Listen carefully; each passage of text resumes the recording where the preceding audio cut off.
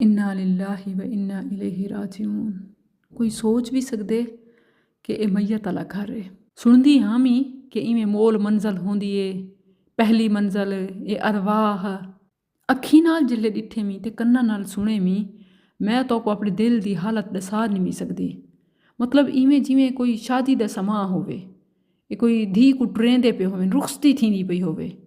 ਮਤਲਬ ਉਹ ਜਿਹੜੀ ਇੱਕ ਪਿਓ ਦੇ ਘਰ ਕੋਲੋਂ ਡੋਲੀ ਉੱਠਦੀ ਏ, ਇਵੇਂ ਇਹ ਮਈਅਤ ਦੀ ਡੋਲੀ ਚੇਨਨ ਉਹਦਾ ਸਾਰਾ ਸਮਾਨ।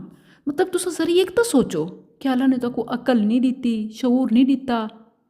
ਬਸ ਇਹ ਇਵੇਂ ਵੱਡ ਵਡੇਰਿਆਂ ਕੋਲੋਂ ਆਂਦਾ ਪਏ ਦੇ ਥੀਵੇ ਪਿਆ, ਬਣੀ ਬਣਾਈਏ ਆਦੇ ਨੇ, ਬਣੀ ਬਣਾਈਏ। ਮਤਲਬ ਜਹਾਲਤ ਦਾ ਤਰੀਕਾ ਹੈ। ਸੋਚੋ ਕਿ ਕਿਆ ਅੱਗਾ ਉਹਨੇ ਸੁਰਖੀ ਲਾਵਣੀ ਹੈ, ਉਹਨੇ ਮੁਸਾਗ ਕਰਨੇ, ਉਹਨੇ ਵੰਗਾਂ ਪਾਵਣੇ, ਉਹਨੇ ਕੰਘੀ ਦੇਵਣੀ ਹੈ, ਜੁੱਤਿਆਂ ਬੂਡੂ ਜੁੱਤਿਆਂ, ਇੱਕ ਬਾਥਰੂਮ ਦੀ ਹੋ ਸੀ ਤੇ ਇੱਕ ਕਬਰ ਦੀ ਹੋ ਸੀ। ਮਤਲਬ